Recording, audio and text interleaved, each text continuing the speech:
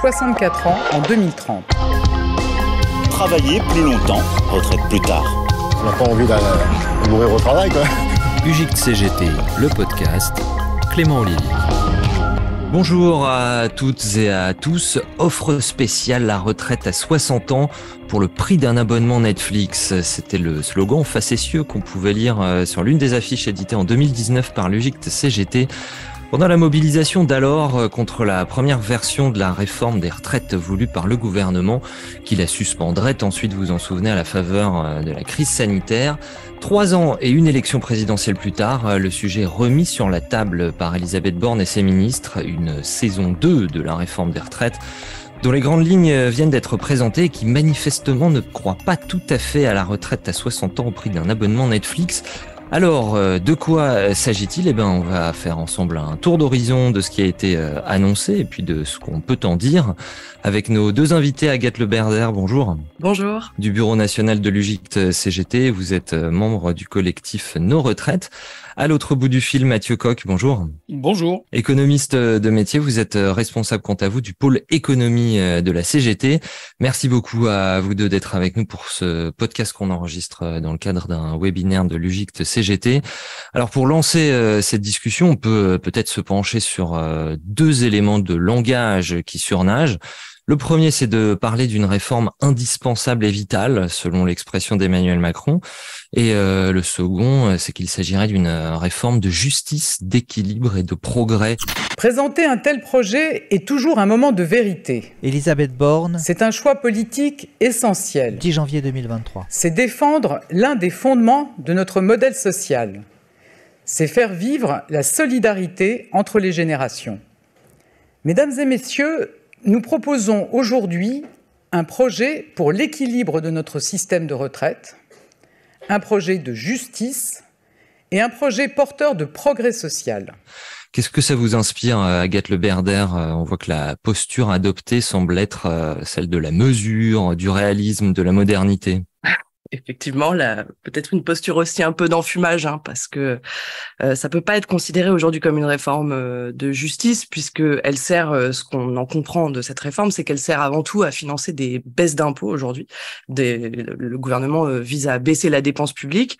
Il s'est engagé à le faire auprès de l'Union européenne cet été. Il a inscrit dans son budget le fait qu'il baisserait les impôts des entreprises à hauteur en fait de l'équivalent de la réforme de retraite qu'il veut faire peser aujourd'hui sur les futurs retraités, les salariés que nous sommes. Et ce dans un contexte qu'on connaît, c'est-à-dire le versement là en 2022 d'un record de dividendes aux actionnaires, plus de 80 milliards cette année qui ont été versés aux actionnaires. Donc comme d'habitude, sont aux travailleurs en fait de passer à la caisse dans le contexte qu'on connaît, celui de l'inflation à plus de 6%, qui touche spécifiquement aussi les cadres et professions intermédiaires. Donc pour la justice, je pense qu'on repassera sur le côté indispensable. Vous avez dit une réforme qui était absolument nécessaire. Oui, est-ce qu'on n'a pas le choix, quoi ? Alors, c'est ce qu'on comprend du gouvernement, ces éléments de langage visent à nous faire comprendre que notre système de retraite est en grave danger si on n'adopte pas immédiatement le passage à la retraite à 64 ans et la hausse de la durée de cotisation. Ce qu'on sait en vérité, c'est que aujourd'hui, notre système de retraite aujourd'hui est excédentaire. Il l'était l'année dernière, il le sera cette année, et que dans les 10 prochaines années, il y aura un léger déficit entre 0,5 et 0,1 point de PIB selon les conventions comptables, qui est un déficit qui est conjoncturel, qui est lié au fait que les baby-boomers sont à la retraite et sont très nombreux. Par contre, sur le fond, sur la trajectoire à plus long terme de notre système de retraite, il n'est pas du tout en danger. Le Conseil d'orientation des retraites, le COR, le dit lui-même d'ailleurs dans son dernier rapport. Il dit que la trajectoire est maîtrisée, notamment parce qu'en fait, on va assister à une baisse du niveau des pensions. Nous, ce qu'on dit à l'UGICT-CGT, à la CGT, c'est que la réforme vitale qui est à mener, c'est une autre réforme, celle de la retraite à 60 ans, avec 75% du dernier salaire. Et vous aurez évidemment le temps un tout petit peu plus tard dans ce podcast de nous en dire plus. Mathieu Coq, une réforme de justice, d'équilibre et de progrès. Je ne peux que partager ce que vient de dire Agathe en tout point, évidemment. Et j'arrive pas à savoir quel est le plus gros mensonge entre les deux. Savoir si c'est une réforme de justice ou si c'est une réforme vitale. Les deux sont évidemment alors, je dirais même plus que c'est plus que de l'enfumage. C'est pratiquement un mensonge d'État, en tout cas sur le fait que le système soit en danger. Quand je vois les visuels de la majorité en place passer, c'est véritablement un mensonge. Quand on regarde les masses financières, on pourra peut-être y revenir un peu plus en détail, mais effectivement, ce n'est absolument pas un danger. Le régime étant excédentaire, comme vient de le dire Agathe, et en fait, même si on ramène ça en milliards d'euros pour les années à venir, c'est une goutte d'eau en fait dans l'océan des retraites. Donc, c'est effectivement un danger de dire que c'est un mensonge plutôt de dire que c'est un danger. Il y a un économiste qui s'appelle Michael Zemmour qui a une très belle image pour ça. Il explique... Si vous avez un découvert de 100 ou 150 euros, vous êtes embêté, mais vous n'êtes pas en danger. Pour le système des retraites, c'est le même ordre de grandeur.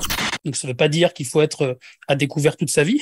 Ça veut juste dire que la question centrale, c'est celle des ressources du système, question que ne pose jamais le gouvernement par ailleurs. En tout cas, qui refuse de la poser pour tout un ensemble de raisons sur lesquelles, j'imagine, on pourra revenir. Absolument. Et réforme de justice et de progrès, c'est tout l'inverse. Le progrès, pour nous, c'est travailler moins longtemps et travailler toutes et tous, que ce soit sur la durée hebdomadaire de travail ou que ce soit tout au long de la vie. Et puis surtout, cette réforme-là, là aussi, on va peut-être pouvoir y revenir un petit peu, c'est une réforme qui est extrêmement dure, extrêmement violente, aux conséquences immédiates et rapides, et qui en plus s'accumule avec d'autres réformes très récentes, je pense notamment à celle de l'assurance chômage. Donc tout ça fait un cocktail qui est bien loin de l'idée de justice et de progrès, et bien plutôt une volonté de réduire les dépenses de retraite pour financer autre chose. Agathe en a dit deux mots et je pourrais aussi compléter là-dessus par la suite.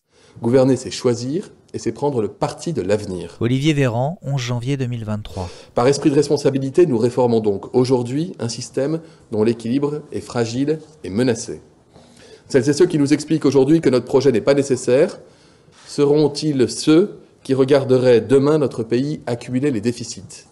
Nous ne serons pas de ceux-là. Ce terme, Mathieu Coq, d'inévitable, vous qui êtes économiste, qui connaissez bien l'histoire des 40-50 dernières années, ça ne vous rappellerait pas ce cher Tina, there is no alternative, la phrase de Margaret Thatcher? Est-ce qu'on est là-dedans là? C'est à peu près la même logique pour l'ensemble des réformes néolibérales qui passent maintenant depuis une quarantaine d'années. C'est toujours le même argument.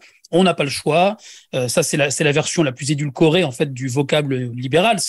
On sait bien que ce sera douloureux, vous comprenez. Donc c'est toujours des gens qui évidemment ne subiront jamais les conséquences des réformes qu'ils font passer, qui expliquent que ce sera très douloureux ou alors un petit peu douloureux, mais que c'est inévitable. Voilà. Donc évidemment, on parle jamais des alternatives. Il y a toujours une alternative. C'est l'inverse justement de l'idée qu'il y en a pas. Il y en a toujours une. Ça ne veut pas dire que c'est nécessairement simple ou simpliste. Ça veut dire qu'il faut trouver les ressources pour financer ce que nous, on veut financer. Et Agathe l'a dit aussi. Nous, on veut une réforme avec une retraite à 60 ans. On veut un taux de remplacement qui donne de bonnes retraites. Et tout ça, ça a un coût. On en est pleinement conscient. Et donc, l'enjeu central, c'est celui de la répartition des richesses. Donc, il n'y a jamais rien d'inévitable, a fortiori en matière de retraite. Alors en tout cas, on a bien compris que là, il s'agissait de travailler plus longtemps. La mesure emblématique de ce projet, c'est bien sûr de reporter l'âge légal de départ à la retraite de 62 à 64 ans. Et Elisabeth Borne nous dit ceci. Travailler plus permettra aux futurs retraités de bénéficier de meilleures pensions. Agathe Le Berder, est-ce que vous croyez à ce donnant-donnant ? Alors ça, c'est totalement faux. D'abord, donc le report de l'âge légal de 62 à 64 ans va toucher tout le monde progressivement. L'objectif là, c'est d'augmenter progressivement trimestre par trimestre pour les prochaines générations, donc pour les gens qui vont partir à la retraite dans les prochaines années, qui sont nés entre 61 et 68, l'âge légal le passer à 64 ans. C'est quelque chose ça va être très compliqué pour un certain nombre de salariés, voire pour l'ensemble des salariés. Aujourd'hui, il y en a 1 sur 3 seulement qui est en situation d'emploi à l'âge de passer à la retraite. Donc, ça rend les choses très difficiles. Et aujourd'hui, on sait que, par exemple, pour les cadres, l'âge médian de départ à la retraite est de 63 ans. Donc, aujourd'hui, les gens partent à la retraite avant cette borne des 64 ans qui veut nous être imposée par le gouvernement. Donc, ce qui fait que les gens vont subir des périodes probablement de chômage, d'invalidité, être en arrêt maladie pendant longtemps avant de pouvoir enfin atteindre l'âge des 64 ans. Et pour les travailleurs professions intermédiaires et les cadres, la question du chômage se pose de façon très spécifique. Et puis, ce qu'on sait, c'est que cette réforme, elle vise aussi à augmenter bien plus rapidement l'allongement de la durée de cotisation. Ça, c'était une précédente réforme, la réforme Touraine, qui a été votée en 2013. En 2014, ouais, 2013-2014. C'est ça, et qui visait à à passer la durée de cotisation progressivement à 43 ans. Et là, le rythme va s'accélérer très, très rapidement pour les personnes qui sont aux portes de la retraite. Et ça a pour impact de faire diminuer le niveau des pensions, puisque quand on partait après 64, après 65 ans, on bénéficiait d'une surcote. Et si là, la durée de cotisation est allongée plus rapidement, et ben la surcote se décale aussi progressivement et donc le niveau de la pension diminue. Tout ça dans un contexte quand même, s'agissant de nos retraites, c'est important de le noter, de baisse tendancielle du niveau des pensions, notamment pour les cadres et les professions intermédiaires. On sait aujourd'hui que... C'est quelque chose, en fait, vous dites, qui était déjà à l'œuvre et qui risque de s'empirer, c'est ça? Oui, c'est ça. En fait, depuis les réformes de la fin des années 80 et des années 90, le niveau des pensions diminue tendanciellement, et en particulier pour les cadres et les professions intermédiaires. Dans les années 80, une personne qui était dans ces catégories de salariés-là pouvait espérer toucher...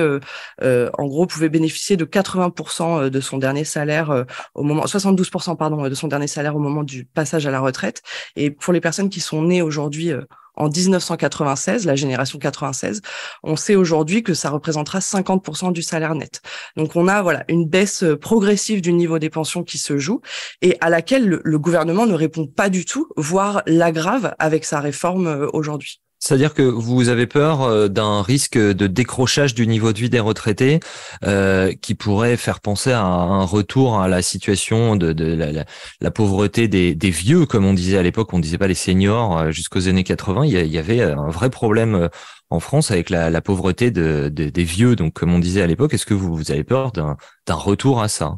Oui, tout à fait. En fait, le système des retraites tel qu'il a été construit, il servait, donc il a été mis en place dans l'après-guerre, notamment construit par Ambroise Croizat, militant de la CGT, ministre du Travail, pour mettre en sécurité sociale les personnes dans leurs vieilles années après une vie de travail. Et l'objectif du système de retraite, c'est de garantir aux personnes le maintien de leur niveau de vie au moment du passage à la retraite. En gros, quand je passe à la retraite, je peux garder mon logement, garder mon niveau de vie, garder mes habitudes, mes loisirs, etc. Et ce qu'on voit là, les projections qu'on a sur les précédentes réformes, et ça a été dit un peu dès le départ, c'est que c'est une réforme, mais qui vient après 8 autres réformes. Enfin, en fait, on subit réforme après réforme sur nos retraites depuis une trentaine d'années. On n'est pas encore. Et le gouvernement a l'air de l'assumer d'ailleurs. Dans la conférence de presse, c'est revenu à plusieurs reprises. Ce choix, des majorités de droite comme de gauche l'ont fait avant nous. Ce choix, c'est aussi celui qu'ont réalisé tous nos voisins européens. Le gouvernement assume d'être dans la continuité de la réforme Touraine. Oui. Alors, c'est certain, mais quand on gouverne, on est censé pouvoir aussi évaluer l'effet des précédentes réformes. Or là, on est encore en cours d'application de ces réformes et on n'a pas évalué leurs effets. Or, ce qu'on sait, c'est que tendanciellement, le niveau de vie des retraités, le niveau des pensions va diminuer dans les années à venir. Et ça, c'est inquiétant. Le gouvernement n'y répond pas. Et c'est la raison pour laquelle, à la CGT, à l'UGIC, on revendique la retraite à 60 ans avec 75% du dernier salaire pour une carrière complète. C'est important d'avoir ce repère-là. C'est quelque chose qui est plébiscité par les gens. Nous, on fait un baromètre à l'UGIC tous les ans auprès des cadres et des professions intermédiaires pour prendre un peu la température de ces salariés-là. Et on sait que 83% des professions intermédiaires, 82% des cadres veulent une réforme qui garantisse 75% du dernier salaire. Pourquoi c'est important? Je serai courte là-dessus. Pourquoi c'est important pour ces catégories de salariés-là? Parce que ce sont des salariés qui sont visés aujourd'hui par tout le secteur de l'assurance et des fonds de pension, parce que leur argent, leur cotisation représente une manne financière. Et aujourd'hui, c'est ça qui est aussi attaqué avec cette réforme des retraites. C'est notre capacité à avoir un système solidaire de sécurité sociale et qui progressivement pourrait être attaqué par tout un secteur financier, celui des assurances, du marché de la retraite par capitalisation. Ce que vous dites, oui, c'est que cette réforme pourrait en fait ouvrir la porte à ces retraites par capitalisation. Elle ne change pas le système fondamentalement, mais elle pourrait lui ouvrir la porte. Mathieu Cocq, Agathe Le Berder en a déjà un peu parlé. L'emploi des seniors, on sait qu'il ne se porte pas très bien. Si on se retrouve... imaginons que cette réforme soit adoptée. Si on se retrouve avec des seniors nombreux au chômage en fin de carrière, au lieu d'être tout simplement en retraite, est-ce qu'on ne va pas à ce moment-là justement menacer l'équilibre de notre système de protection sociale ? Mais en fait, c'est déjà ce qui se passe. C'est-à-dire que c'est même pas la peine d'attendre la future réforme. C'est déjà le cas. C'est aussi pour ça que cette réforme, elle est si violente. C'est ce qu'a déjà fait la réforme précédente. Le passage de 60 à 62 ans, elle a allongé ce sas de précarité qu'il y a entre le moment où on arrête de travailler, effectivement, et le moment où on liquide sa retraite, quoi. Le moment où, effectivement, on commence à toucher sa pension. Faut savoir qu'en 2021, il y a que la moitié des 61 ans qui sont en emploi. Pour le reste, ils sont soit en dispositif de pré-retraite, soit ils sont sans emploi ni retraite. Donc, ce que va faire cette réforme, c'est qu'elle va aggraver ce sas de précarité. Et donc, évidemment, vous comprenez bien qu'en aggravant ce sas de précarité, qu'est-ce qui va se passer immédiatement sur les pensions? Ce sera une diminution du montant des pensions. Et je pense que le gouvernement en a pleine conscience et c'est ça qui est visé. Alors, pour les cadres, évidemment, il y a un élément particulier, c'est que ce que vient de dire Agathe, c'est que ça va pousser beaucoup de personnes qui en auront les moyens d'épargner en vue de la retraite. Quand on comprend que le niveau de vie qu'on aura au moment de la liquidation de sa retraite sera inférieur, assez logiquement, si on peut se le permettre, c'est le cas de certains cadres, pas de tous d'ailleurs, mais ce sera quand même du coup de mettre de côté, comme on dit, pour faire en sorte qu'on ait un taux de remplacement qui soit suffisant à la retraite. Donc ça, c'est évidemment la voie à la capitalisation. Et quand j'écoute beaucoup de camarades de la CGT, mais ailleurs des cadres parler de ça, ce sont les premières cibles, entre guillemets, de la publicité pour les assurances complémentaires, les fonds de pension, tout ce qui peut être des régimes non solidaires de retraite. Donc je pense qu'une des volontés du gouvernement, c'est effectivement de développer ce genre de dispositif. Parce que comme le disait Agathe aussi, il y a une manne financière énorme, et puisqu'elle est aujourd'hui dans la logique de sécurité sociale, elle échappe complètement à la possibilité de réaliser des profits là-dessus. Ce qui est évidemment un problème pour celles et ceux qui aimeraient bien utiliser cette manne-là pour faire de l'argent. Je reviens un instant quand même sur cette histoire d'allongement du sas de précarité. Oui, je vous en prie. Quand même qui est assez puissant. Il y a 20% des infirmières et 30% des aides-soignantes qui finissent leur carrière, qui partent en retraite en incapacité. Voilà le chiffre qu'il faut peut-être retenir, c'est qu'en allongeant la durée et en nous promettant que les pensions seront meilleures, la question qu'on pose jamais, mais c'est qui sera capable d'aller jusqu'au bout. Donc là, évidemment, se pose la question centrale de la pénibilité, etc. C'est bien pour ça que nous, on défend aussi un départ plus tôt pour tout un ensemble de catégories de la population, parce qu'on sait très bien, alors peut-être pas nous-mêmes individuellement, mais collectivement, que en fait, être couvreur jusqu'à 64 ans, c'est une vue de l'esprit. C'est parfaitement impossible physiquement. Donc, ce qui pose un ensemble de questions importantes, d'où la volonté de continuer avec le système solidaire qui est le nôtre. Bon, voilà. Et maintenant, je vais aussi faire le lien avec la réforme de l'assurance chômage. Ce sas de précarité, il va non seulement s'allonger parce qu'on veut faire partir les gens plus tard en retraite, mais il va aussi s'allonger parce que dans le même temps, c'est sûrement ça le en même temps macronien, on fait la réforme de l'assurance chômage. D'ailleurs, la réforme précédente non plus n'a pas été évaluée avant qu'on en fasse une nouvelle. Donc, toutes ces réformes-là ne sont pas basées sur je ne sais quelle volonté d'avoir une expertise, une évaluation objective, etc. En fait, ils se fichent complètement de ce que disent les évaluations. Sur les aides publiques, il y a eu une dizaine d'évaluations qui montraient toutes que ça ne marchait pas. Ça ne les empêche pas de continuer à verser des tombereaux d'aides publiques tous les ans aux entreprises. Je ferme cette parenthèse. Non seulement on va augmenter la durée qu'il faudra travailler pour pouvoir partir c'est l'âge légal, et dans le même temps, on réduit les trimestres qui seront indemnisés par Pôle emploi. C'est ça la réforme de l'assurance chômage. Ce qui fait que le sas de précarité va non seulement s'allonger, mais en plus sera encore plus violent, parce que de nombreuses personnes vont, cette fois, ne plus être au chômage, n'auront plus d'allocation chômage, mais seront par exemple au RSA. Donc là, je vous laisse imaginer le niveau des pensions ensuite, quoi. C'est exactement ça qui est en train de se produire. C'est pour ça que cette réforme, elle est non seulement injuste, mais profondément violente, surtout quand on pense au cocktail global de réformes que nous concocte aujourd'hui le gouvernement. Agathe Le Berdard, je voudrais vous entendre aussi sur les inégalités hommes-femmes qui, en fait, dans les retraites, elles amplifient les inégalités salariales hommes-femmes.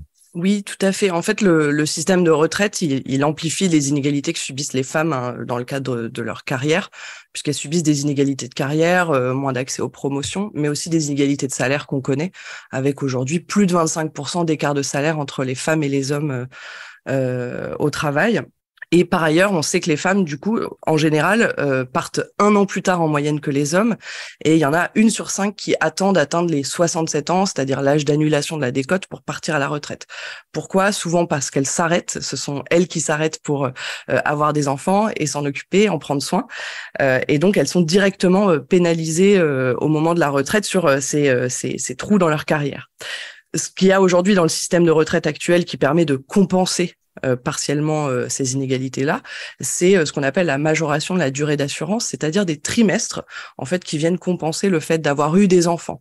Or aujourd'hui, avec le décalage de l'âge de la retraite, les femmes vont directement perdre tout l'intérêt de ces trimestres puisqu'elles devront partir plus tard sans bénéficier de la surcote qui pouvait être associée au fait de partir plus tard. Donc les femmes vont vraiment être les grandes perdantes de cette réforme. Voilà, pour ce qui est des inégalités femmes-hommes. Et je voulais juste revenir par rapport à ce qu'il disait disait Mathieu sur les infirmières et les aides-soignantes, ça recoupe parfaitement les résultats du baromètre UGICT qu'on a fait sur les professions intermédiaires. On a interrogé les professions intermédiaires et techniciennes sur la réforme des retraites qu'ils voulaient, et notamment s'ils étaient pour le rétablissement de la retraite à 60 ans. Et on sait que donc 65% des professions intermédiaires et techniciennes sont pour la retraite à 60 ans. Et c'est encore plus fort dans les métiers justement du soin et du lien, c'est-à-dire ces métiers dont a parlé Mathieu. C'est 70% des personnes interrogées dans le sanitaire et social. Donc on voit bien que les personnes interrogées ne se projettent pas dans une capacité à travailler au-delà de 60 ans, et 80% dans l'éducation. Et ben justement, un argument qui revient souvent et qui est présenté comme une espèce d'évidence de bon sens, c'est que nous devrions travailler plus longtemps parce que nous vivons plus longtemps. Oui, parce que nous vivons plus longtemps, il nous faudra travailler plus longtemps et partir à la retraite plus tard. Est-ce qu'il y a véritablement un lien logique dans ce raisonnement ? Est-ce qu'on s'intéresse au bon indicateur en se concentrant sur l'espérance de vie à la naissance, Mathieu Coq ? Alors pas du tout, évidemment que c'est pas. Alors c'est un indicateur qui pose problème en soi.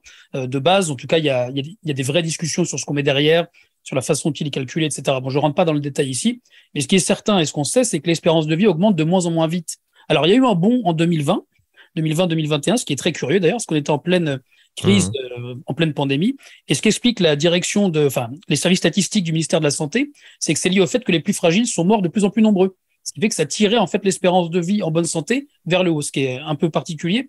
Donc ce chiffre-là, en tout cas pour les années 2020-2021, je le prendrai avec beaucoup de précaution. Ce qu'on sait en tout cas, c'est que maintenant, l'élément essentiel, c'est que les réformes successives sur les retraites font bien plus que compenser l'augmentation légère de l'espérance de vie depuis une vingtaine d'années. Je m'explique. Ça veut dire que les gains d'espérance de vie sont systématiquement rattrapés par les réformes des retraites. D'accord ? Ça veut dire que la situation se détériore contrairement à ce qu'on entend régulièrement. En fait, quand on écoute les gouvernements, on a l'impression que depuis 20 ans, on va vivre jusqu'à 150 ans toutes et tous, et puis que du coup, il faudrait continuellement travailler plus. En fait, en chiffres, ça se traduit comme ça. Avant la réforme de 2010, la durée moyenne de retraite, d'ailleurs, le temps qu'on passe à la retraite, elle était de 25,5 ans. Après la réforme de 2010, elle est passée à 24,5 ans. Et puis, on passera, avec cette réforme-là, à 23 ans en 2030. Voilà la réalité concrète.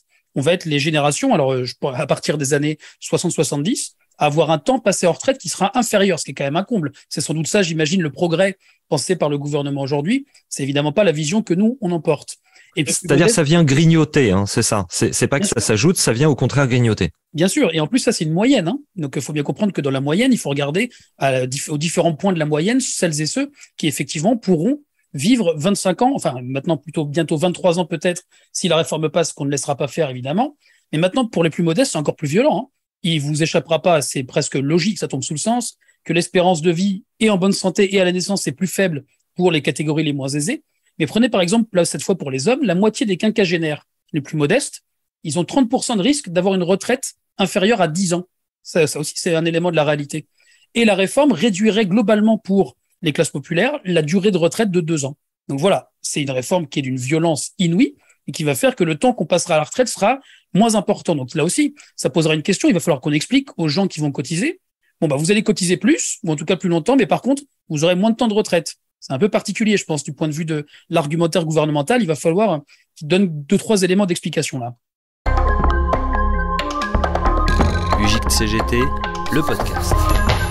Et puis, Agathe Le Berder, la question de l'espérance de vie en bonne santé qui, elle, n'augmente plus vraiment, elle stagne depuis une vingtaine d'années, en gros autour de 64 ans chez les hommes et en gros autour de 65 chez les femmes.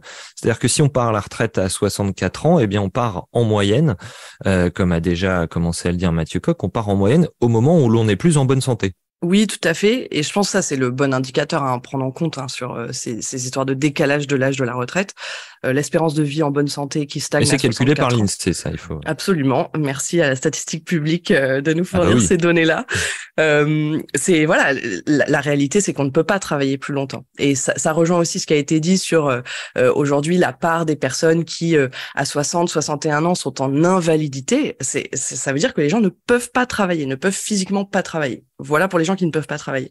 Mais après, pour ceux qui sont encore en emploi, ils subissent aussi des conditions de travail qui sont dégradées. Et ça, c'est aussi quelque chose qu'on a observé dans les baromètres cadres et professions intermédiaires qu'on a passé cette année. Les personnes interrogées notent toutes que leur charge de travail a augmenté dans l'année passée. Ce qu'on voit chez les cadres et les professions intermédiaires, c'est une intensité du travail qui devient par moments délirante, avec des temps de travail hebdomadaires moyens de 44 heures par semaine, donc pour les cadres, plus de 40 heures par semaine pour les professions intermédiaires. Ça rend les conditions de vie au travail intenables, et en tout cas ça fait que ces catégories-là, au même titre que les autres, refusent de voir l'âge de la retraite se décaler alors que leurs conditions de travail sont si dégradées. Le sens de l'histoire, c'est quoi? Il faut renouer avec ce sens de l'histoire. Le sens de l'histoire, c'est la diminution du temps de travail. François Ruffin, janvier 2023. L'histoire du mouvement ouvrier, c'est quoi? C'est la fin du travail des enfants, c'est le congé maternité, c'est les congés payés, c'est le dimanche chômé, c'est le samedi à l'anglaise, c'est la retraite, cette nouvelle étape de la vie, comme l'appelait Ambroise Croizat. C'est en 1982, quand les socialistes passent la retraite à 60 ans. Vous savez, on interroge les Français dans un sondage, on leur demande ce qui va arriver pour la retraite, ils disent... L'avenir, c'est la retraite à 55 ans, parce que c'est le sens de l'histoire.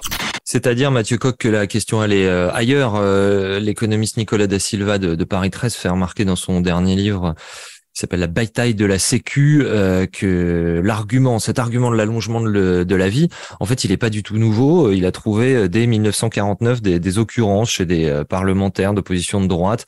À l'époque, l'âge légal de départ, il est de 65 ans, et c'est-à-dire qu'à l'époque, c'est en dessous de l'espérance de vie moyenne des hommes. Et pourtant, on a des gens qui se saisissent déjà après-guerre de cet argument.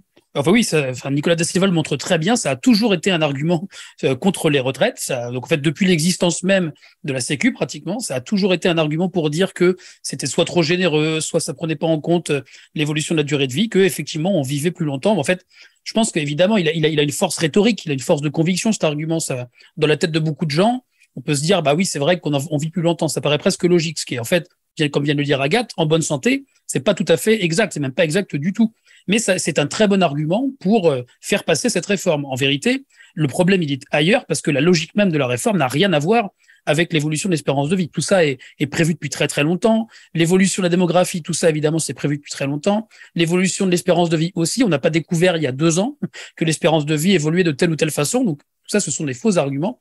Et la vraie logique de la réforme, c'est de diminuer les dépenses de retraite pour pouvoir financer autre chose. Et si vous voulez qu'on en parle maintenant, moi j'en suis tout à fait disposé. Cette autre chose, c'est évidemment de nouvelles aides publiques aux entreprises, ou en tout cas une politique économique de réduction des impôts pour le capital. C'est exactement à ça que sert cette réforme. Donc la logique centrale, ça n'a rien à voir avec des éléments soi-disant objectifs sur l'espérance de vie, sur le nombre d'actifs par retraité, etc., qui sont de vraies questions, hein. Et bien sûr, nous, on a des réponses sur ces enjeux-là aussi. Mais c'est ça, puisque vous avez la gentillesse de faire les transitions à ma place, on va en parler. C'est la question de la santé de notre système de retraite. Il est présenté comme étant menacé et qu'il faudrait l'amender pour le sauver. Est-ce que cette réforme, elle est vraiment simplement paramétrique et elle permettrait, comme l'affirme Elisabeth Borne, de préserver le système de répartition? C'est pour le préserver que des majorités de droite comme de gauche ont mené des réformes ces dernières années. Et c'est pour le préserver que nous devons le faire évoluer. Ou bien est-ce que ça sert à faire des économies pour compenser autre chose, Mathieu Coq? Oui, bien sûr que ça sert à compenser autre chose. Alors, Agathe a déjà donné des éléments chiffrés, mais je peux peut-être en rajouter quand même.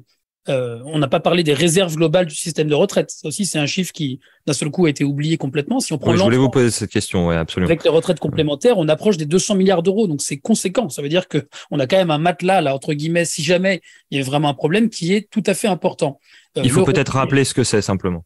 En fait, c'est l'ensemble des réserves des différents régimes, incluant les régimes de retraite complémentaires, d'accord, qui sont réalisés. Alors, le problème pour les retraites complémentaires, c'est qu'une partie sont, entre guillemets, placées. Donc, ce qui fait qu'en cas de krach boursier, évidemment, une partie des réserves disparaîtrait. Mais de manière générale, sans même en occultant cet argument-là, la question financière, elle est dramatisée complètement par le gouvernement. Alors, même si on reprend les chiffres donnés, qui reposent sur des hypothèses elles-mêmes discutables, le déficit annoncé, il vient aussi du fait qu'on a décidé, de manière conventionnelle, évidemment politique, de ne pas augmenter la part des salaires dans la valeur ajoutée, de jamais toucher aux ressources et de diminuer l'emploi public. Forcément, évidemment, quand vous dites il y aura jamais plus de recettes, on n'augmentera pas la part des salaires dans la valeur ajoutée, bah forcément, vous allez avoir à un moment des déficits qui vont apparaître, quoi. Donc là, le chiffre, par exemple, d'ici 2030, il est annoncé à 13,5 milliards. En fait, Bruno Le Maire, lui, communique sur un peu plus de 17 milliards parce qu'il rajoute 4 milliards de saupoudrage, par exemple, pour le minimum contributif, etc., etc. Bon. Ce qu'il faut bien comprendre, c'est que ce déficit, il vient de deux choses. Le refus d'augmenter les ressources, je viens de le dire, et des politiques économiques qui ne fonctionnent pas. Voilà. Ensuite, le fait que ce soit un danger, ben, ça n'a pas vraiment grand sens, quoi. Je vais vous donner un chiffre qui est très, très simple pour comprendre à quel point on n'est pas en danger. Si on augmente les cotisations, d'accord, de 0,8 points, moins d'un point, retraite, ça suffit à combler ce déficit. Alors, pour que tout le monde comprenne bien à quoi ça fait référence. Oui, ça fait combien, oui. Au SMIC, ça fait 7 € de part salariale et 7 € de part patronale. En fait, un peu moins que ça si on prend le 40-60. Nous, on prend 50-50 pour que ce soit bien compréhensible par tout le monde. Au niveau du salaire moyen, c'est à peu près 14 €, d'accord, par salarié et 14 € pour la part patronale. Est-ce que là, on est vraiment face à un danger, un gros problème pour le système de retraite du point de vue financier? La réponse est bien sûr non. Donc la logique centrale, c'est... Et ça montre bien que là, c'est un choix de politique économique. Ce que ne veut pas faire le gouvernement, c'est augmenter le coût du travail. Il y a clairement une ligne rouge pour nous, c'est de ne pas augmenter le coût du travail. De baisser les impôts pour les ménages et pour les entreprises, de ne pas alourdir le coût du travail, voire de réduire le coût du travail, et donc de ne pas alourdir les cotisations sociales, c'est ce qui nous a permis de créer plus d'1 million d'emplois dans le précédent quinquennat, de continuer à créer des emplois. Et là, ma priorité, vous savez, c'est le plein emploi, c'est que notre pays continue à avoir une économie forte qui permet de créer des emplois, qui permet d'aller vers le plein emploi. Donc non, nous ne voulons pas alourdir les cotisations, nous ne voulons pas augmenter le coût du travail. C'est évidemment un choix de politique économique, et vous faites bien de parler du coût du travail parce que c'est dans la même logique. Cette année, ils suppriment la contribution sur la valeur ajoutée des entreprises. Il y en a pour 9 milliards d'euros. Donc déjà, vous voyez que en termes bizarrement, on est capable de se priver de 9 milliards d'euros de recettes, mais on serait en danger de mort sur le système de retraite pour 12 milliards. Maintenant, prenez un moment aussi pour penser à ça. Les 17,7 milliards, si on reprend le chiffre de Bruno Le Maire, moi j'aime bien reprendre leurs chiffres pour montrer que même en prenant les hypothèses les plus importantes, ils sont quand même mis à défaut sur leur argumentation. C'est déjà moins que l'ancien CICE, Crédit d'impôt, compétitivité, emploi, qui est maintenant une baisse de cotisation pérenne compensée par l'État. Ça coûte 20 milliards d'euros par an. Et maintenant, je vais encore aller plus loin. Le total des aides publiques aux entreprises, d'accord ? Pour 2021, c'est plus de 200 milliards d'euros par an. Ça veut dire que les aides publiques aux entreprises, ça représente pratiquement 15 fois le montant annoncé du déficit des retraites. Voilà les ordres de grandeur dans lesquels on évolue. Donc, où est le danger financier?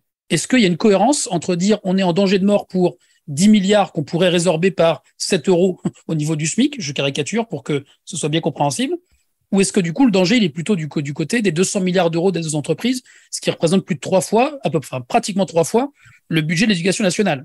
Donc je pense qu'on ne parle pas des bons ordres de grandeur et on ne parle pas des mannes financières intéressantes sur le sujet. Donc évidemment que l'enjeu il n'a jamais été financier sur les retraites, il est idéologique et il est surtout de faire basculer comme d'habitude des dépenses pour les ménages vers des dépenses pour le capital. Alors, danger de mort ou pas, le gouvernement nous dit, lui, que l'équilibre n'est plus assuré. Dire que cet équilibre n'est plus assuré n'est pas une posture, c'est un constat. Un constat réalisé par tous ceux qui se sont penchés sur les retraites. Votre réponse à Agathe Le Berder et votre réponse à Mathieu Coq.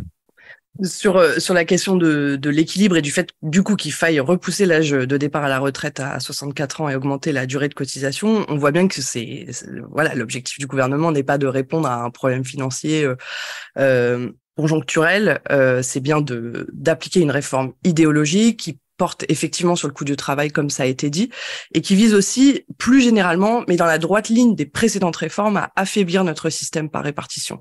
Il faut bien se dire que voilà, notre système de retraite par répartition, c'est notre richesse. C'est ce qui nous permet de financer aujourd'hui les retraites des personnes qui sont à la retraite à l'heure actuelle, et qui nous permet d'échapper à ce système de retraite par capitalisation qu'on avait avant les années 40, et qui, pour l'ensemble d'entre elles, ont fait faillite, en fait, dans les années 30. 2030. On ne peut pas se permettre aujourd'hui, en tant que salarié, de placer notre argent dans un système qui ne nous garantit pas nos retraites. Et c'est très clair, en fait, pour les assureurs. Dans le Code général des impôts, c'est dit très clairement que le risque, il est supporté par l'assuré lui-même et l'assurance ne le couvre pas. Donc, on ne peut pas se permettre d'avoir recours à ces produits-là, en particulier pour les cadres et les professions intermédiaires qui, évidemment, sont ciblés principalement parce qu'ils ont les salaires les plus élevés. On ne peut pas se permettre d'avoir recours à la capitalisation.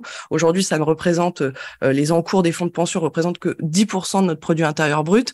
Il faut bien voir que c'est 150% du produit intérieur brut aux États-Unis, 100% du PIB en Suède, le fameux système suédois qu'on nous vend sans cesse en disant qu'ils travaillent plus vieux, plus longtemps que nous parce qu'ils sont plus forts. Mais en fait, oui, ils ont aussi beaucoup recours à la capitalisation avec des risques énormes sur leur retraite. Donc, si on veut vraiment renforcer notre système de retraite par répartition, il faut augmenter les ressources, il faut ouvrir le débat du financement de notre système de retraite. C'est un débat qui a été vraiment maltraité dans le cadre des concertations qui ont eu lieu en novembre-décembre parce que très rapidement, il y a eu des sorties dans les médias sur on va faire la retraite à 65 ans. Donc évidemment, les dés sont pipés quand on part dans une négociation dans ce contexte-là. Il faut renforcer et augmenter les ressources qu'on alloue à notre système de retraite en prenant très rapidement, comme l'a expliqué Mathieu, dans les aides qui sont allouées aux entreprises, notamment toutes les exonérations fiscales, les exonérations de cotisations, dont 20 milliards concernent en fait nos cotisations retraite. Donc c'est justement là, on voit bien que le cercle vicieux est face à nous. On cotise moins, on exonère les employeurs de cotisations retraite et derrière, on se plaint qu'il manque de l'argent pour financer nos retraites. On peut aussi mettre à contribution les revenus du capital. Les dividendes aujourd'hui ne sont pas soumis à cotisation. Voilà où on peut trouver des milliards. L'intéressement, la participation dans les entreprises, l'épargne salariale, pareil, ne sont pas soumises à cotisation. Donc, mettons-les à contribution. Mettons en place l'égalité femmes-hommes. Voilà, il y a plein de solutions, dont aussi la hausse des cotisations, comme ça a été expliqué. Absolument. Mathieu Coq nous a donné des pistes de financement. Alors, est-ce que ça coûte le prix d'un abonnement Netflix ou pas? Ça, ce sont presque des détails. Ce sont des choix collectifs à faire. Une chose, Agathe Le Berder, dont on parle effectivement assez peu, c'est que si les salaires augmentent, et par hasard, par exemple ceux des femmes, pour combler les inégalités avec les hommes, eh bien ce serait un excellent moyen de refinancer les cotisations puisqu'elles vont augmenter en même temps que les salaires. Absolument. On gagnerait un peu plus de 5 milliards d'euros si on appliquait l'égalité femmes-hommes aujourd'hui. Il y a un gros sujet d'inégalité salariale, donc plus de 25% d'écart de salaire, comme je l'ai dit, entre les femmes et les hommes, notamment en raison de filières très féminisées en fait et qui sont déqualifiées, donc dans lesquelles on ne reconnaît pas les qualifications. Par exemple, une sage-femme qui fait 5 ans d'études, donc autant qu'un ingénieur, gagne beaucoup moins en salaire pour le même niveau de qualification. Donc, ce qu'il faut, c'est augmenter les salaires. Augmenter les salaires de toute façon pour tout le monde là, tout de suite, dans l'immédiat, c'est essentiel. Au vu du niveau d'inflation qu'on connaît de 6% là pour l'année qu'on a vécue. C'est une inflation qui touche de façon très spécifique les professions intermédiaires et les cadres, puisque en euros constants, les cadres ont perdu 3,6% de salaire. Ils sont, on le voit là dans les entreprises et l'administration, souvent renvoyés à des hausses individuelles, à des primes, et ce sont pas les hausses de salaire qu'on veut. Donc voilà la raison pour laquelle on revendique la hausse des salaires, puisque avoir de bons salaires permet aussi de financer de bonnes retraites. Il y a une réalité que chacun connaît. Le nombre de ceux qui cotisent pour les retraites diminue par rapport au nombre de retraités. C'est un fait, pas un argument politique. Effectivement, il y a une courbe qui augmente, le nombre de retraités augmente, et c'est une bonne chose. Mais il y a autre chose qui augmente en parallèle, qui a augmenté, c'est la productivité au travail, notamment en lien avec la hausse des qualifications. Sauf que les salaires n'ont pas nécessairement suivi, donc on peut se demander, mais où est passé tout l'argent qui a été créé par la hausse de la productivité de notre travail, et pourquoi est-ce qu'aujourd'hui on ne l'alloue pas à notre système de retraite?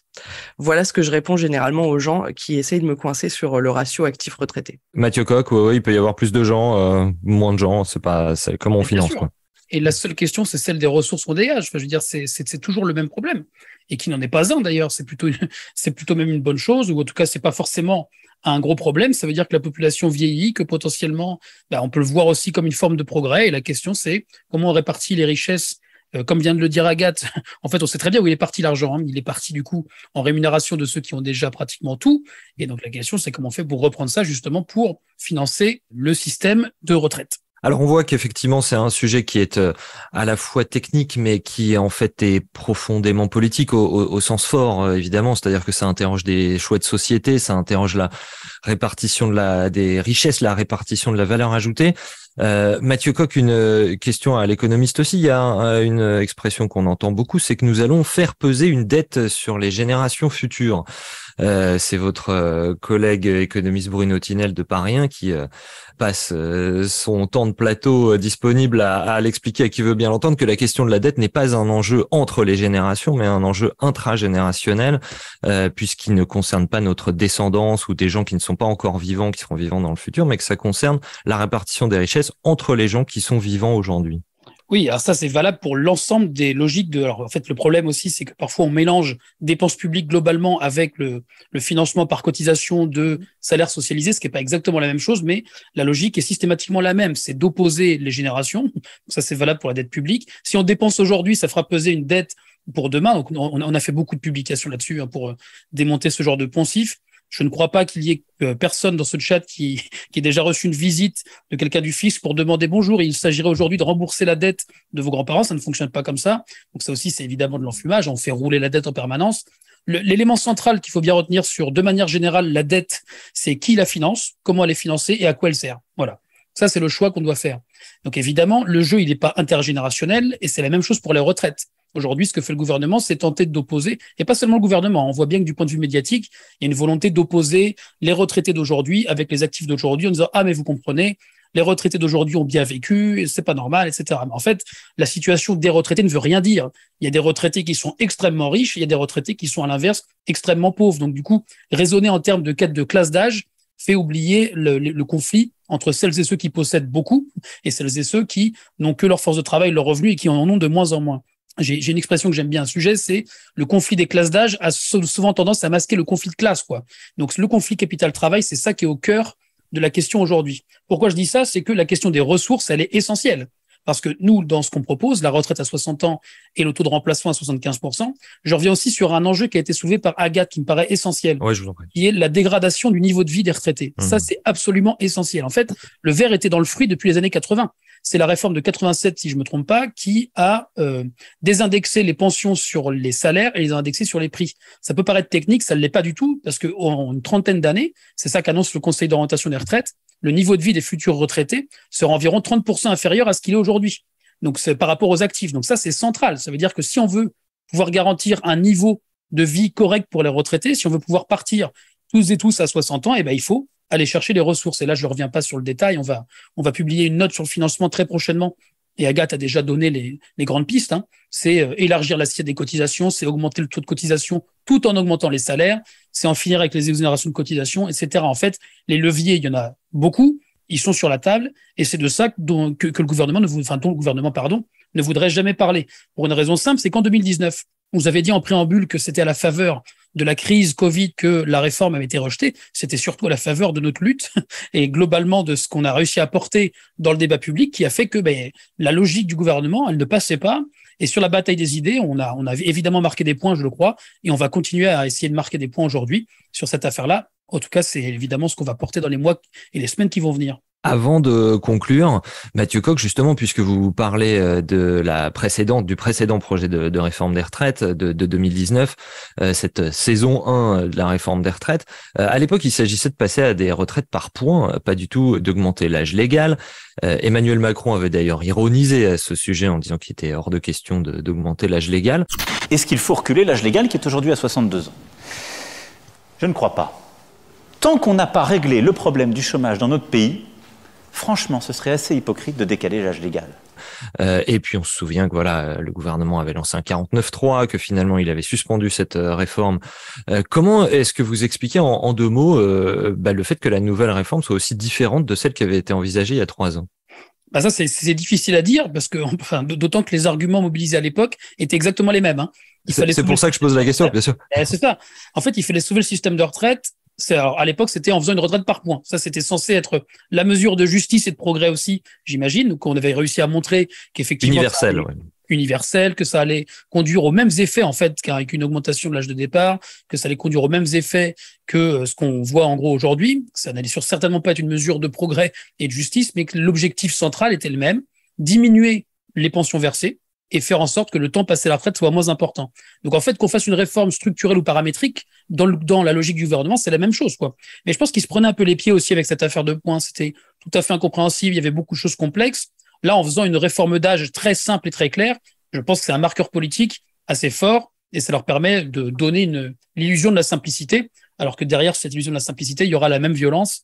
Et je pense qu'on en a fait la démonstration, au moins en partie aujourd'hui. Agathe Le Berder, un mot de conclusion. On a parlé de choix de société, choix de société sur les seniors qui pourront aussi moins s'engager dans la vie associative, le bénévolat, la vie politique locale. On sait que beaucoup de maires de petites communes sont des retraités. Votre mot de la fin, Agathe Le Berder. Oui, un mot sur la question vous avez questionné Mathieu sur la dette vis-à-vis des jeunes. Je trouve que les arguments sur les jeunes sont vraiment insupportables à entendre parce que je pense que le gouvernement nourrit la résignation chez les jeunes, cherche à leur faire croire vraiment qu'ils n'auront pas de retraite et il y a ce discours-là et en fait, il valide les discours qui disent moi j'aurai jamais de retraite parce que le système s'effondre et puis la planète par ailleurs est en danger, etc. Ce qui est important, c'est que en nourrissant cette résignation, le gouvernement justifie sa réforme et pousse vraiment les gens dans les bras de la retraite par capitalisation. Or, c'est aussi un système qui nourrit des industries polluantes puisque les fonds de pension investissent massivement dans ce type de produits-là aujourd'hui. En voilà un choix de société. Ouais. Absolument, en voilà un choix de société. Et avoir un système de retraite solidaire dans lequel on partage, ça permet justement d'éviter ce type de choix de financement là. Et puis en fait ils prennent aussi les jeunes comme s'ils étaient des personnes atomisées toutes seules dans leur petit monde, sans lien avec d'autres individus. En fait moi je suis jeune, je suis dans le monde du travail depuis moins de 10 ans, mais en fait j'ai des parents et si mes parents voient leur niveau de pension baisser, la question du partage en fait va se poser dans ma famille. La question de la prise en charge de leurs besoins va se poser pour moi et elle va se poser pour tous les jeunes qui sont aujourd'hui qui commencent aujourd'hui à travailler. Donc on voit bien qu'on a besoin d'un système solidaire qui garantisse l'autonomie des individus aussi. Et enfin, moi je trouve que sur la question des jeunes, il y a vraiment un jeu de dupes de la part du gouvernement, mais qui est aussi insupportable parce que dans toutes leurs réformes, ils ont mis en place à chaque fois des clauses du grand-père. C'est la réforme s'appliquera mais uniquement pour les futurs retraités. Donc c'est toujours les jeunes qui payent le prix le plus fort sur ces réformes-là. Et ça pose une vraie question du modèle de société dans lequel on veut vivre quand à chaque fois on pose des réformes et ce sont les jeunes qui vont devoir payer le plus fort du prix, avec aussi des impacts dans les entreprises. Les camarades dans certaines boîtes nous disent mais depuis que la clause du grand-père a été appliquée et que le statut ou les règles plus favorables ne s'appliquent plus aux nouveaux entrants, ils partent plus vite, ils se sentent moins non plus fidèles à l'entreprise et c'est normal quand on est si maltraité dans son travail. Quel intérêt a-t-on d'y rester sur le temps long et de se projeter pour plus de 40 ans dans une entreprise qui nous traite aussi mal. Voilà, c'est vrai qu'on avait un plateau aujourd'hui assez jeune et qu'on fait un peu tous les trois partie d'une génération qui croit souvent qu'elle n'aura pas de retraite. Merci encore à vous deux de nous avoir expliqué que les choses ne se finiront peut-être pas comme ça. Agathe Le Berder du Bureau national de l'UGICT CGT, Mathieu Coq du Pôle économie de la CGT. Et merci à vous, amis auditeurs, qui nous avez écoutés jusque-là. N'oubliez pas de vous abonner gratuitement à ce podcast sur la plateforme de votre choix pour ne jamais manquer un épisode. Et à très bientôt. Salut!